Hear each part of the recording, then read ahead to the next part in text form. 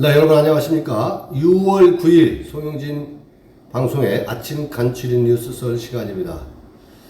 오늘은 그 본방송 시작 전에 신세계 정영진 부회장 얘기를 좀 먼저 하고 가겠습니다. SNS에 이제 그 멸공 발언 이후에 이제 노조들, 또 신세계 노조들하고 또 좌파 언론들, 좌파들로부터 이제 비난을 받은 적이 있다는 걸 여러분들도 기억하실 겁니다. 참 이상합니다. 멸공을 외쳤다고 해서 이게 비난받을 일인지 잘 모르겠습니다만은, 그래서 많은 자유파 국민들이 응원도 보내고 했습니다만은, 저는 오늘 아침 시작을 하면서 멸공! 한번 외쳐보고 갑니다.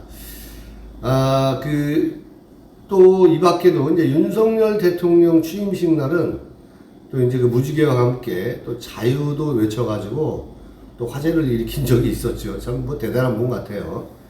근데 오늘은 멸공과 이런 자유 뭐 이런 얘기가 아니고 그 보이스 피싱 얘기 좀 하고 소개를 좀 하려고 합니다.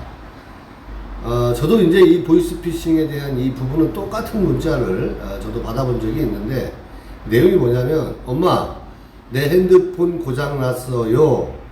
문자 보면 이 번호로 답장 주세요. 뭐 이래요. 답장 줘. 이렇게 보낸다고 합니다. 저도 그렇게 받았었고요. 근데 이게 정영진 부회장한테도 이 문자가 간 모양입니다. 자, 답변이 아주 그 위트가 있고 또 유머스럽고 또 이제 사회 경각심을 주기 위해서 이제 이러한 부분들이 SNS에 이제 그 일화를 소개를 했는데, 이제 이분이 쓰신 글 문자 내용이 내가 고쳤어라 이렇게 응수하면서 피싱 문자 일화를 공개를 했습니다. 자, 엄마 내 핸드폰 고장났어요. 문자 보면 이 번호로 답장 줘. 여러분들 이 문자 혹시 오시면 내가 고쳤어라 이렇게 단호하게 보내시기 바랍니다. 아무튼 이 전형적인 메신저 피싱 그 수법으로 이 수신자가 링크에 접속하도록 해서 이제 사기범들은 이걸 통해서 얻은 정보로 개인 계좌 인출, 카드 결제, 그뿐만 아니라 대출까지 받아간다고 합니다. 아무튼 모두 조심하시기 바랍니다. 모두가 이게 사실 저도 깜짝 놀랐는데 안 당할 것 같지만 작년에 피해 금액이 무려 991억이라고 합니다.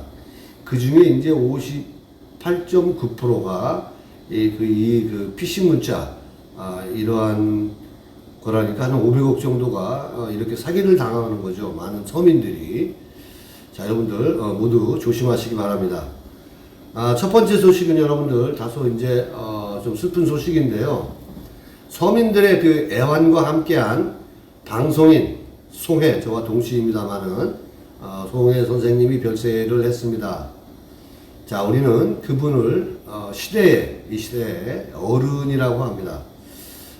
이게 우리가 아직도 귀에 생생한 거, 저도 군대에 있을 때도 마찬가지고 참 이게 즐겨봤던 방송인데, 자, 송혜 선생님이 전국 이렇게 하면은 그날 모인 그 시민들이 노래자랑 이렇게 하면서 따따따따 이렇게 막 이렇게 울리던 그 소리가 지금 떠오릅니다. 송혜 선생님은 전국 노래자랑으로 전국 반방곡곡을 도우면서 1000만 명이 넘는 사람을 만났다고 합니다. 또 이제 여러 가지 일화들도 굉장히 많은데요. 그 교통방송의 TBS 효시인 이제 그 라디오 프로그램을 그 진행할 때 그 프로그램 이름이 그 가로수를 누비며, 옛날에는 유명했었습니다. 그 가로수를 누비며를 진행하고 있을 때인데, 이때 택시기사 88쌍의 결혼식을 서울 송파구 잠실에 있는 한 예식장을 빌려서 사흘 동안 치러준 적이 있습니다. 이게 전부 이분의 그 아이디어라고 합니다. 참 대단하죠. 이제 그래서 항상 서민과 함께 호흡했던 시대의 어른이다, 이렇게 우리가 부르고 있는 것 같습니다. 또 이렇다 보니까 또 송혜 선생님 주위에는 항상 사람이 끊이지 않았다고 합니다. 사실 그 연예인은 좀 우리가 보면 우리와 다른 삶을 사는 성공한 연예인들의 그러한 사람들은 우리와 다른 어떤 기득권적인 또 다른 세계에 사는 사람들이거든요. 그렇지만 이송혜 선생님께서는 권위를 내세우지 않았고 딱천적이며 소탈했던 그런 분이십니다. 그래서 우리가 매력 있는 국민 MC다 이렇게 얘기하지 않았나 생각을 합니다. 또 뭐 이분에 관한 그 여러 일화뿐만이 아니고 또 칭송 이렇게 하는 부분들도 굉장히 많은데 이제 뭐 대표적으로 언로 연예인 모임에 상록회라는 게 있는데 거기 이제 나채순 실장의 얘기를 빌어보면은 송혜 선생님을 보고 늘 세상을 긍정적으로 살아가는 모습 이러한 것들을 통해서 자신도 많이 배웠다. 뭐 이러한 일화들도 지금 이러한 내용들도 지금 이렇게 전해지고 있습니다. 그 또 하나의 일화는 이제 그 송혜 선생님이 2010년 그 전남 한평군에서 전국 노래자랑 촬영을 할 때 양봉을 하던 김갑수 씨, 당시 69세였습니다. 이제 온몸에 양봉인들이 그런 거 많이 봤죠. 이렇게 벌을 붙이고 무대에 올라와가지고 송혜 선생님이 이제 여러 방을 쏘였다고 합니다. 그때도 송혜 선생님은 참 뭐 벌침 한 방에 5만 원이니까 보너스 받았다 이렇게 하면서 너스레를 떨었다고 합니다. 이 저마다의 사연을 지닌 수많은 이들을 만나면 이렇게 예기치 못한 일들이 곳곳에서 터지기 마련이지만 이제 송혜 선생님은 그 안에서 즐거움을 찾으려고 애썼다고 합니다. 아무튼 근데 이제 마지막으로 이제 그분이 돌아가시기 전에 고향 황해도에서 전국 노래자랑을 꼭 하고 싶은 그런 소망이 있으셨는데 이루지 못하고 그분께서 가셨습니다. 아무튼 영면하시고 하늘나라에서는 꼭 그 꿈을 이루시기 바랍니다.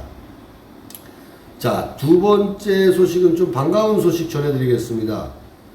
그 교육부가 서울대 총장에 대해서 징계 요구서를 보냈습니다. 이게 참 처음 있는 일이라고 하는데요. 그 첫 징계 요구서를 보냈는데 그 이유가 조국의 징계를 미루었다는 이유입니다. 자, 여러분 이 소식 좀 더 알아보겠습니다. 이 교육부가 조국 전 법무부 장관과 이진석 전 청와대 국정상황실장에 대한 학내 징계 절차를 미뤘다는 이유로 오세정 이 서울대 총장의 징계를 요구하는 요구서를 보냈습니다. 징계 요구서를 보냈습니다. 그 교육부의 서울대 총장 징계 요구는 지난 2011년 이후에 2011년 법인화 이후에 처음이라고 합니다. 교육부는 지난달 이 같은 내용의 종합검사 결과를 이미 서울대 측에 통보를 했고요. 또 이제 교육부는 지난해 9월 27일부터 11일 동안 그 감사 총괄 담당관 등 24명을 투입해서 2018년 이후 교원 인사와 입시 관리 등에 대한 종합검사를 벌인 바가 있는데 그 결과 교육부는 400여 명의 교수들에게는 경고 및 주의 처분을 내렸고 오 총장에게는 이보다 수위가 높은 경징계를 대학 측에 요구했다고 합니다. 어쨌거나 교육부는 통보문에서 서울중앙지방경찰청으로부터 검찰청으로부터죠. 이 교육부가 이 교육부 통보문에 서울중앙지방검찰청으로부터 A 교수는 이제 조국 교수겠죠. A 교수에 대한 피의자 사건 처분 결과를 통보받았음에도 불구하고 이런 혐의 사실에 대한 징계 의결 요구서를 보류하고 징계 사유에 대한 시효가 도가된 사실이 있다. 어떤 명령을 받았는데 이것을 미루어서 이게 이제 그 도가 지났다는 얘기입니다. 이렇게 사실이 이러한 이 그 징계 요구서를 이제 보낸 겁니다. 서울대 총장에 서울대에. 검찰은 이미 기소된 조 전 장관과 이 전 실장의 징계 결의 의결을 미룬 것은 징계 사유라고 본다. 교육부의 징계 처분을 받으면 오세정 이 서울대 총장은 감봉 및 견책 조치가 취해집니다. 그리고 이제 퇴임 후에 정년 후 청조 그 근정훈장 등을 받는 것 같습니다. 근데 이 그 대상에서도 제외된다고 합니다. 지금이라도 저는 늦었지만은 잘된 일이라고 생각을 합니다. 그 다음에 여러분들, 제가 이게 왜 잘된 일이다 이렇게 얘기를 하냐면요. 자, 이게 문재인 말 한마디에, 그러니까 문재인 말 한마디라는 것은 조국에 대해서 문재인이 이런 얘기를 합니다. 나는 조국에 대해서 많은 빚을 졌다. 사실 이 한마디에 대한민국의 어떤 국회도 마찬가지고 조국을 수호하는 사람들도 생겨나고 사법부, 행정, 교육, 이게 모든 분야에서 보호를 받았습니다. 이게 사실입니다. 재판도 미루어지고 뭐 여러 가지 이러한 부분들이 권력으로부터 보호를 받았습니다. 이게 여러분들, 이것이야말로 적폐이고 국정농단 아니겠습니까? 잘 아시겠지만 박근혜 대통령 탄핵 정국에서는 이화여대 정유라의 부정입학 문제, 부정입학이 아니죠. 근데 그것을 마녀 사냥을 해서 이화여대를 숫대밭으로 만들어버리고 이화여대 총장뿐만이 아니라 학과장까지 해가지고 암 걸린 사람까지 재판을 강행을 해서 구속시키지 않았습니까? 이러한 적폐는 저는 서울대나 이화여대나 크게 다르지 않다라고 생각을 합니다. 오히려 이화여대는 최순실 딸 정유라에 대한 이 부분은 그 당시에 처음으로 도입한 거 아니겠습니까? 우수한 운동선수 이러한 부분들을, 인재들을 그 학교에서도 이렇게 해서 입학을 시키기로 하고 정해진 거 아니겠어요? 금메달, 아시아 금메달, 최초의 금메달을 따서 승마해서 이렇게 해서 입학을 한 부분 아니겠어요? 아무튼, 서울대도 상응한 처벌을 받았으면 좋겠다는 생각을 합니다. 자, 이 세 번째 소식인데요. 이거 굉장한 사실은 사건입니다.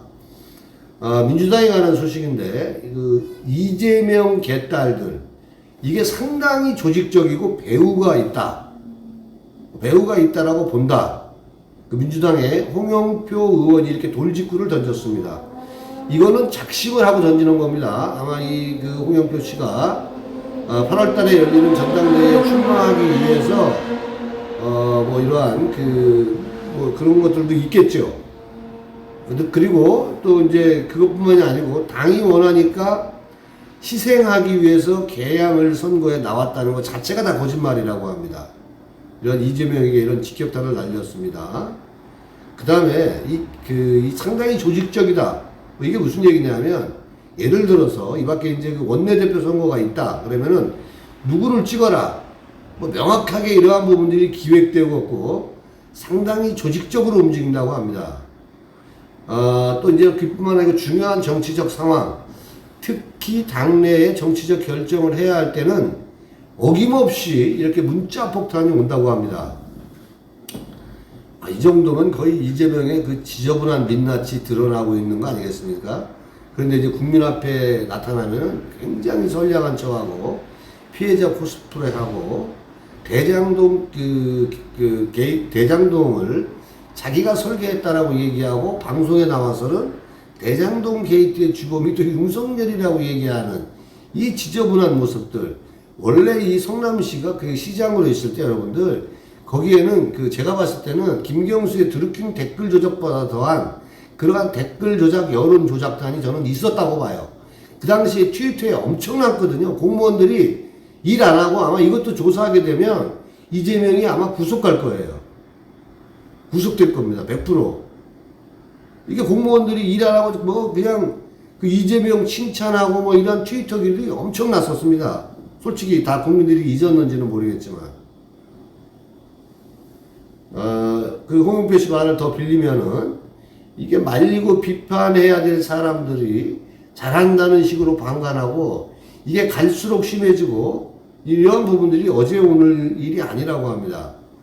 지금 이낙연 개라고 우리가 얘기하죠. 이낙연. 미국으로 갔습니다만은, 이낙연계 의원들은 지금 문자 폭탄이 아직도 온다고 호소하고 있습니다.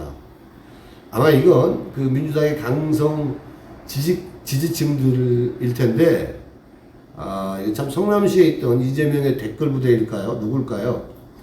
아니면 김어준의 열린공감, 김어준, 또 열린공감TV, 그도 아니면 김경수의 드루킹 댓글 조작단을 누군가 인수받은 걸까요?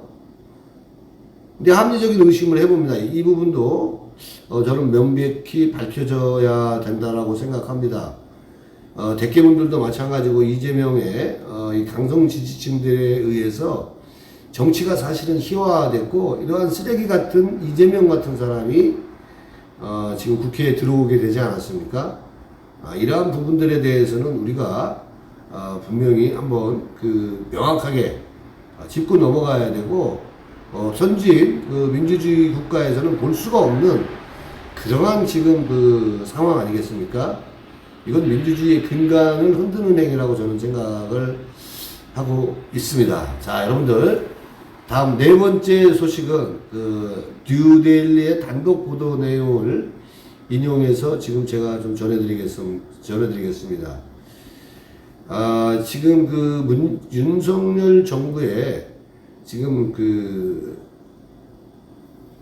대통령실의 별정직들, 이 신규 행정관들이 노동을 하는데 임금을 받지 못하고 있다고 합니다. 유노동 무임금이다. 이게 지금 구시대의 영광페이라고 아시죠? 내가 하고 있는 일은 영광인데 이게 페이 자체가 지금 받지 못하고 있는 어떤 구시대의 영광페이라고 하는데 중요한 키워드는 대통령실의 별정직에 근무하는 신규 행정관들이 유노동 무임금 일은 하는데 임금은 받지 못하고 있다. 이게 무슨 얘기냐면 이게 지금 대통령실의 별정직 행정관들은 이게 지금 임용 절차가 마무리가 안 돼가서 부보수로 근무 중이라고 합니다. 이게 급여를 받으려고 하면 임용 절차가 끝나고 또 정식 근무가 되고 또한 발령이 나야 임금이 지급된다고 합니다. 이제 그간 또 일한 게 문제가 뭐냐면 이제 그간 일한 거에 대해서는 소급 적용이 되지 않는다고 합니다. 이 소급 적용이 어렵다고 하니까 참 난감하겠습니다. 그분들도 하루 12시간 근무에다가 철야 당직까지 쓰고 있는데 이제 그분들이 말하는 게 근무는 영광스럽지만 마음은 심란하다. 왜냐하면 가정에 가장들도 있을 수 있지 않습니까? 그 다음에 식비다, 교통비다 이런 것들이 모두 사비로 쓰여진다고 합니다. 자, 공정과 상식을 내세운 윤석열 정부의 모토에 어긋나지 않나 이러한 생각을 해봅니다. 오늘 준비한 소식은 송영진의 아침 방송 준비한 소식은 여러분 여기까지입니다. 내일 아침에 여러분들 다시 뵙겠습니다. 다시 한번 송혜 선생님 영면하시고 극락왕생하시고 하늘나라에서는 이루지 못한 그 꿈 꼭 이루기 바랍니다. 감사합니다. 내일 아침에 뵙겠습니다.